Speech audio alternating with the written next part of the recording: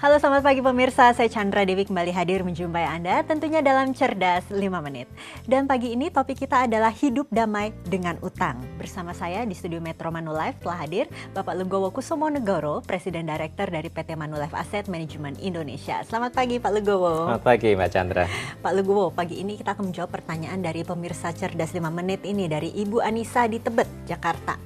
Ia ingin bertanya, bagaimanakah memperkenalkan kartu kredit kepada anak? Wah, ini cukup sulit juga kepada anak diperkenalkan kartu kredit begitu ya Pak Legowo ya? Ya, saya pikir juga memang anak harus diajarkan sih cerdas finansial, termasuk juga cerdas dalam mengelola hutang. Sekarang sudah zamannya kita bertransaksi menggunakan kartu ya, kartu kredit. Jadi anak memang harus diajarkan sih. Nah ini memanfaatkan hutang ini harus dengan bijak sih. Kita yang sering dilupakan adalah kartu kredit atau hutang itu dianggap sebagai kekayaan tambahan. Padahal bukan. Jadi kalau kita menggunakan kartu kredit atau kita berhutang, kita memang seakan-akan bisa beli sesuatu, kita dapat manfaat, tapi sebetulnya pada saat yang sama kita juga punya tambahan kewajiban yang harus kita lunasi. Nah, itu sering dilupakan. Jadi enaknya aja yang diingat, tapi kewajibannya lupa. Apalagi kewajibannya biasanya ditambah lagi dengan bunga-bunga ya kalau kartu kredit ya Pak. Dan ya. itu bunganya cukup mahal. Oke, tapi sebetulnya langkah Bu Anissa ini ingin mulai mengajari anaknya dengan memperkenal kartu kredit begitu ya Pak Legowo. Ini kan sebetulnya langkah yang cukup bijak juga karena banyak juga loh saat ini orang tua yang masih memiliki masalah dengan utang ya Pak ya. Banyak sekali Mbak Chandra. Jadi bagus sekali anak mulai diperkenalkan dengan hutang supaya mereka bijak.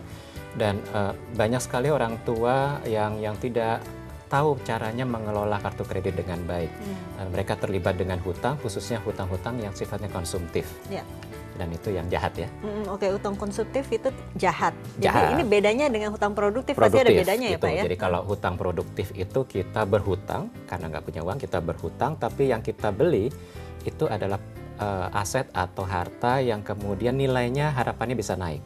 Contohnya kita beli properti, beli tanah, gitu harapannya nanti investasinya jadi naik. Atau beli motor gitu ya, tetapi digunakan untuk ojek misalnya, itu untuk usaha.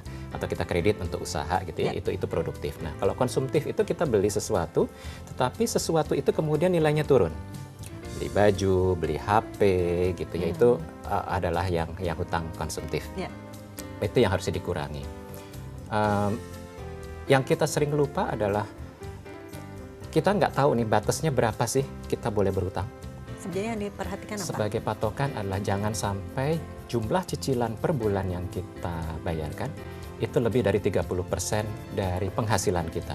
Jadi itu cicilan produktif, konsumtif atau gabung keduanya? semua. Jangan sampai lebih dari 30. Kalau lebih dari 30%, salah satu harus dijual. Pokoknya dikurangi sampai dia batasnya sampai 30. Di atas 30%, maka keuangan kita menjadi tidak sehat. Itu nanti akan menggerogoti justru finansial kita ke depan. Kewajiban kita ke depan malah terganggu. Jadi jangan sampai lebih dari 30%. Dan yang harus diingat adalah setiap kita mau membelanjakan sesuatu, ingat bahwa apakah penghasilan kita cukup untuk melunasi sebagian cicilan tadi. Jadi kalau kita nggak punya penghasilan, jangan berani-berani utang deh gitu ya. Itu nanti paling tidak pada akhirnya hutang kita tidak akan terbayar ya Pak ya kalau tidak ada penghasilan. Terbelit dengan hutang dan itu mahal sekali. Oke, barangkali bisa diberikan pesan kepada Ibu Anissa ini Pak yang tadi bertanya ingin memperkenalkan kartu kredit kepada anaknya. Ibu Anissa sangat bijak, Ibu sudah mengajarkan hutang atau kartu kredit kepada anaknya. Anak tidak bisa lepas dari pembayaran dengan kartu.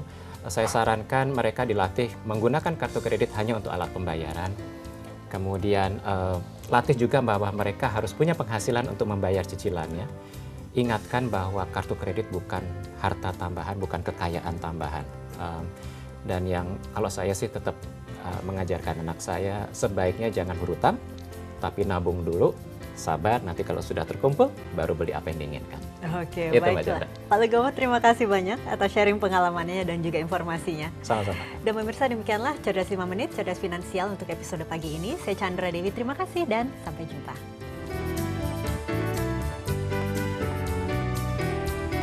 Dipersembahkan oleh